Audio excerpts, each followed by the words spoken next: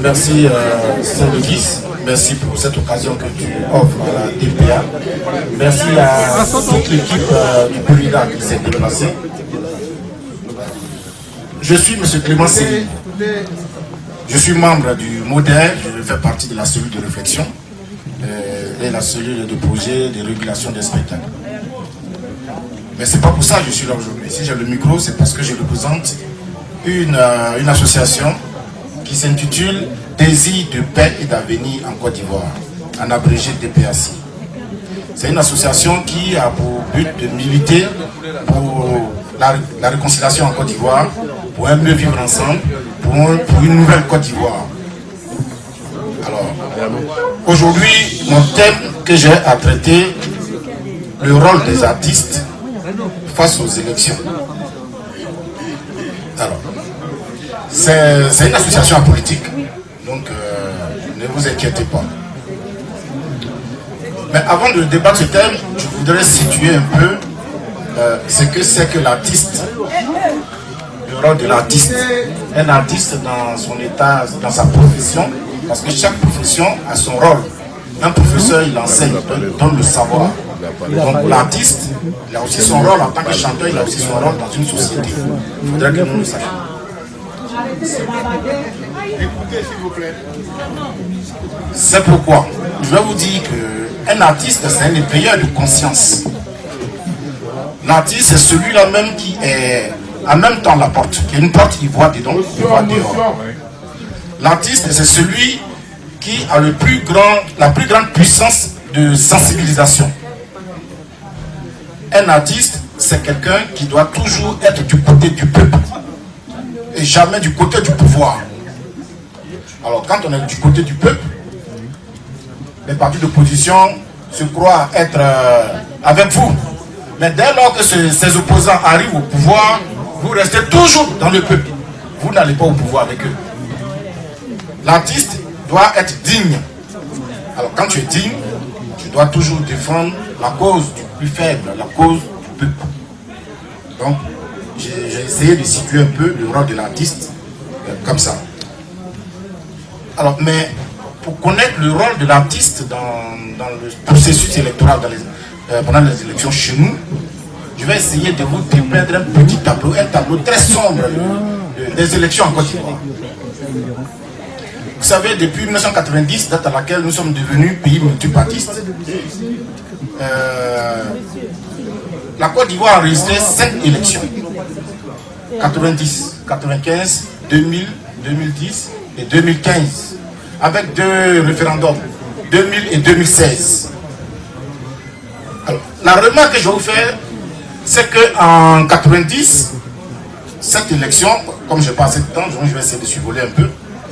En 90, au cours de cette élection, il n'y a eu que 3 millions d'Ivoiriens qui ont participé aux élections, sur 12 millions. En 2015, ça dit 25 ans après, il y a encore 3 millions d'Ivoiriens qui ont encore participé aux élections sur une population de 20 millions. En 2015, ça dit 25 ans après. Il y a un problème. 25 ans après, on est toujours 3 millions à voter. Il n'y a pas d'évolution. Il y a les 18 ans, ceux qui ont 16 ans, ils n'évoluent pas. Ceux qui ont 17 ans, ils n'arrivent pas, ils n'ont jamais atteint les 18 ans. Il n'y a pas de naissance. On est resté statique. Il y a vraiment un problème. Mais ce problème est posé par quoi? Ce problème est dû au fait qu'il y a assez de préjugés dans notre politique. Dans un premier temps, avant d'arriver aux préjugés, je parle des boycotts. Depuis 1995, où il y a eu ce fameux boycott actif, alors ce système-là est devenu un moyen de gouvernance en Côte d'Ivoire. C'est devenu, ça fait partie de nos mœurs. Quand on n'est pas content, on boycotte tout, on mélange tout.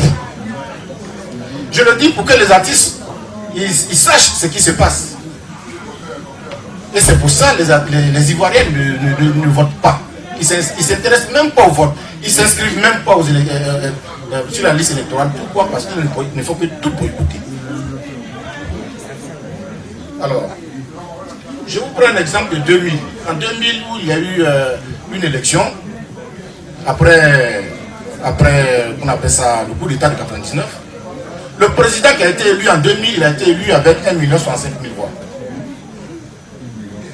C'est des chiffres réels, vous pouvez les vérifier. Le président qui a été élu en 2000, il a été élu avec 1,65 million de voix. Ça s'appelle comment? C'est un gris. Mais c'est la vérité. Mais dites le nom. Je veux savoir le nom. Ils connaissent. Ah, mais ils connaissent. Voilà. C'est pour vous dire que les Ivoiriens ne votent pas. Sinon, ce président ne peut pas avoir 1 million de voix en Côte d'Ivoire. Parce que ce président, quand il appelle au stade du Fort Douani, mais quand il appelle la place de la République, c'est rempli. Effectivement. Abidjan, la population d'Abidjan dépasse 5 millions. Les Ivoiriens n'ont pas la culture électorale. Et sans cela, je voulais interpeller les artistes. Pour les échéances qui arrivent, les artistes doivent continuer le travail qu'ils avaient commencé en 2010. Alors, il y avait un morceau en 2010, je ne suis pas chanteur, c'était un collectif de Zouglou qui avait chanté. Voter, si tu n'es pas inscrit, tu ne peux pas voter. Ne te plaît pas si ton candidat n'est pas élu. Je crois que vous connaissez ce morceau. Non, nous on connaît. Mais je pense que ce morceau-là, vous l'avez juste écouté, vous l'avez juste dansé, mais vous n'avez pas compris les paroles. Parce que c'est là se trouve l'avenir de la Côte d'Ivoire dans ce morceau. C'est pas moi qui ai commencé. Depuis 2010, les artistes eux-mêmes ils ont compris la nécessité de se faire enrôler et de voter.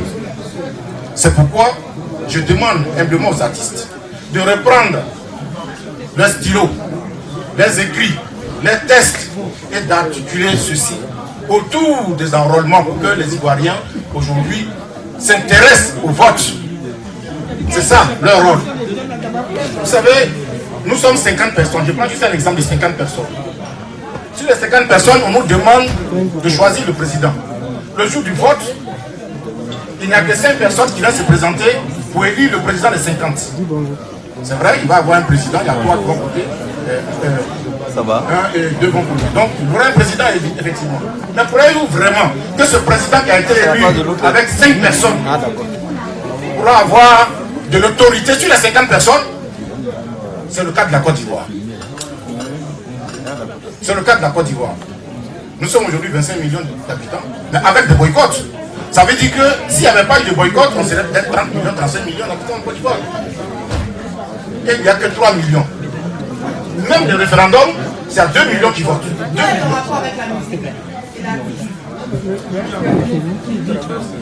Je finis et vous posez la question s'il vous plaît.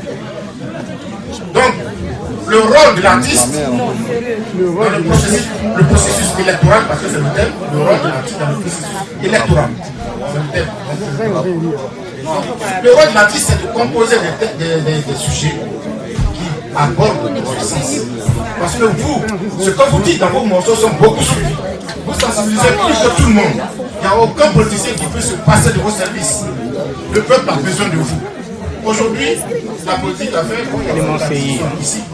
Beaucoup d'artistes sont tous ici. Je me rappelle, il y a une année, le jeune frère Arafat, il disait à l'Alizé, à l'occasion d'un spectacle de Yabongo, il disait à Yabongo, il dit, mais petit, ta place, c'est pas en Côte d'Ivoire, c'est ici. Mais si tu restes ici, tu ne seras pas inspiré. C'est une réalité. Ce pays-là, c'est l'inspiration. Ce n'est pas votre place ici. Vous devez rentrer chez vous. Alors commencez le travail. Prenez votre bâton de pèlerin. Essayez de composer des morceaux pour encourager, pour inciter les Ivoiriens à voter. Pour inciter les Ivoiriens à se faire enrôler. L'objectif de la DPA, c'est d'avoir 15 millions d'Ivoiriens enrôlés. 15 millions d'Ivoiriens, c'est tout le peuple qui est debout. Aujourd'hui, on demande à ce que le peuple se lève ensemble. Mais tu verras, c'est très rare, tu ne pourras même pas trouver le RDR marcher ensemble avec le FPI, main dans la main. Ce n'est pas possible. Mais 15 millions d'Ivoiriens, c'est eux le RDR, eux le FPI, eux le PDCI, eux tous qui sont enrôlés. Sans sortir, sans marcher, sans rien faire, tout le peuple est debout. Mais sachez que le pouvoir reconnaît le pouvoir du peuple. Un citoyen lambda qui a une carte d'électeur, il représente de l'or des avis d'un candidat. À plusieurs raisons, 15 millions d'Ivoiriens qui ont une carte d'électeur listée, ce qui n'a rien à voir avec tous ces militants virtuels qui remplissent les stades quand ils meeting, mais au moment de parler, de décider pour son candidat, il n'y a personne parce qu'ils ne se sont pas fait enrôler. Il faut éviter ce piège. Il faut éviter ce piège. D'accord. Je ne serai pas long parce que l'air est vraiment passé. Sauf les artistes, Qui a été trop long. ces échéances qui arrivent à pouvoir composer plus dans ce sens. C'est vous qui l'avez commencé en 2010. Vous pouvez continuer.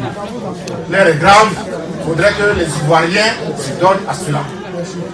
Lorsque nous aurons la majorité absolue des Ivoiriens à une élection, je vous assure, cette élection sera la bonne. Le président qui va sortir de cette élection sera un vrai président. Il n'aura jamais, il aura au moins une passation de service. Il aura une passation de service entre deux présidents parce que depuis 1990, il n'y a jamais eu de passation de service entre deux présidents. Tous les présidents sont tous sortis par la petite porte avec la honte. Il faudrait que ça s'arrête en 2020. Si ce, Bravo. je vote et j'existe. D'accord. Parce que la problématique, Je vais laisser mon on est en numéro. train de rigoler, mais c'est une vraie problématique qu'il a posée. Hein. Il a posé et en 2013, conscient de cela, des relations très délicates de l'artiste avec le milieu politique, le Burida lui-même avait préparé un projet assez profond. Et tout ce que vous avez dit se retrouve dans le projet que j'ai là, même sur mon ordinateur. On avait voulu solliciter l'appui d'une institution internationale, nous accompagner pour encadrer les artistes, leur faire comprendre combien leur voix était importante pour établir la paix en Côte d'Ivoire, mais également à leur faire comprendre, à les former pour leur dire que le milieu politique est un milieu qui a besoin de la voix de l'artiste, mais quand l'artiste croit pouvoir s'adosser à ce milieu, il se brûle les ailes. Exactement. Voilà. Et donc, comme l'artiste, souvent on dit que c'est parce qu'il est dans le besoin qu'il approche les politiques, il faudrait peut-être qu'en période électorale, au lieu de laisser les hommes politiques solliciter la voix des artistes pour leur campagne, c'est peut-être que cette institution nous accompagne pour que l'artiste gagne ce qu'il a à gagner, mais dans le sens de lancer des messages de paix plutôt que de lancer des messages à titre personnel. On a vu les différentes crises, les personnes qui payent le prix, le tribut le plus lourd à ces crises-là, ne sont pas les politiciens qui ont allumé le feu, mais c'est bien des artistes. La preuve, une bonne partie des artistes sont aujourd'hui en exil à cause de problèmes politiques auxquels ils sont eux-mêmes étrangers. Voilà, parce que ce n'est pas eux qui gouvernent, ils n'ont fait qu'accompagner, choisir d'être un candidat, accompagner des gens, mais aujourd'hui ils en payent le plus fort, ils ont perdu des fans et ils ont même peur pour leur sécurité. Madame, vous avez dit tout à l'heure que c'est qu'on pouvait se retrouver, vous avez quand même les mêmes idées. Effectivement, la DPA en ce moment, nous sommes sur un projet, c'est-à-dire une caravane qu'on a intitulée la caravane de l'espoir.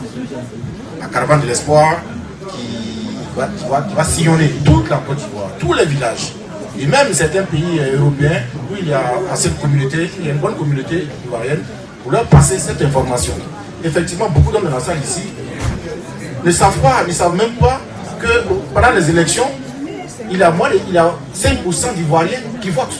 Les gens savent pas. On dit on me vote, on vote, telle personne ici, ça sort, telle personne, mais ils ne savent pas que c'est 5% d'Ivoiriens qui participent au vote. Donc il faut aller pour passer ce genre d'informations dans toute la Côte d'Ivoire. À cette occasion, on aura effectivement besoin de partenaires. Donc vous serez là, comme vous l'avez déjà signalé, ce serait très bien. Maintenant, à côté de ça, c'est par là que j'allais terminer tout à l'heure. Vous savez, il y a des gens, quand ils portent un projet, surtout des artistes, quand ils portent un projet, ce projet avance. C'est pourquoi ici, je voudrais faire la proposition de façon officielle à 2 personnes. Doyen Gagui Seli. Alors, vous êtes une personne, je ne sais pas comment vous qualifier, mais vous êtes celui qui a permis à la Côte d'Ivoire de rêver pour la première fois. Le premier capitaine des éléphants qui a pu rapporter cette coupe pour la Côte d'Ivoire. Vous êtes une... En plus de ça, vous êtes un grand chanteur. Mais quand je dis un grand chanteur, vous défiez toutes les générations. Qui?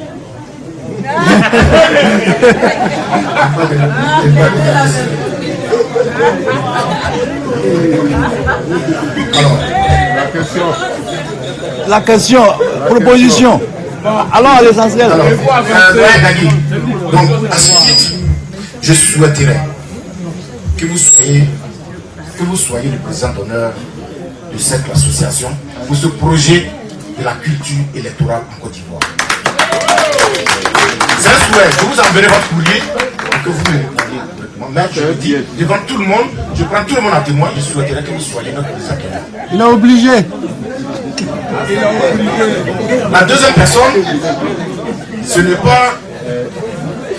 C'est une personne qui est une référence. Parce que cette personne-là, elle est une victime directe de la crise ivoirienne. Le 19 septembre 2002, on ne peut pas l'oublier, cette histoire. Diane, c'est le nom que je sais. Vous êtes une victime directe de cette crise. Aujourd'hui, si vous prenez ce projet de la culture électorale, si vous le portez, je pense que personne ne peut aller contre. Parce que, à part vous, vous qui devez être encore haineuse, si vous portez ce projet, je pense que ce projet pourra aboutir. C'est pourquoi je souhaiterais que vous soyez la marraine de cette association. Merci. Je le dis et je prends tout le monde à témoin. Elle a accepté. Donc, sur ce, comme on dit derrière l'essentiel, voilà mes deux propositions. Merci. Je vous remercie. Que Dieu vous bénisse. Quelques réponses sur la table principale.